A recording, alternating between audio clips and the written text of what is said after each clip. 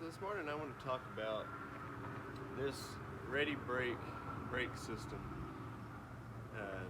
So if you've been keeping track of my videos, you know I installed this recently, and I haven't even taken it on a trip, but I have pulled it around a little bit, and I gotta be honest, I really like the way it works, and it actually functions properly.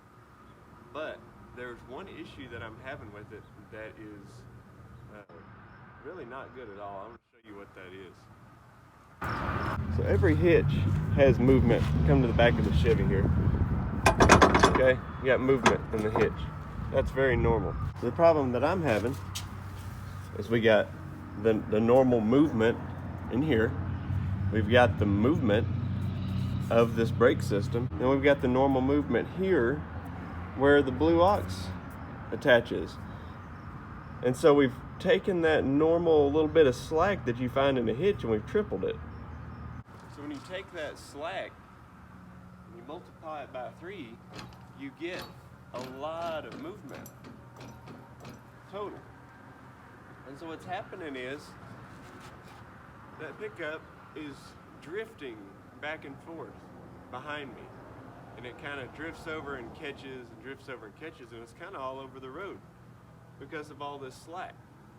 Now, if you're driving a big diesel pusher and pulling a little Jeep, you probably would never notice this, but driving a smaller Class C, even though this is pretty heavy for what it is because of the way it's built, it's still, that movement kind of shifts the coach and actually makes the coach drive pretty squirrely.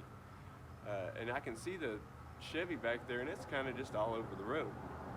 So again, I really like the Ready Brake, but honestly, if I can't resolve this, I may go a different route, because this is it really just doesn't drive that good. I just don't like the way it goes down the road. So I've come up with a solution, and I hope it works. I've made these shims, and my hope is to take the slack out of everything except for the actual brake mechanism itself. So I'm going to try and do that, and we're going to see if that fixes the problem or not. Alright, the shims are in. I was only able to get one back here. Took the slack out of that. That was pretty tight.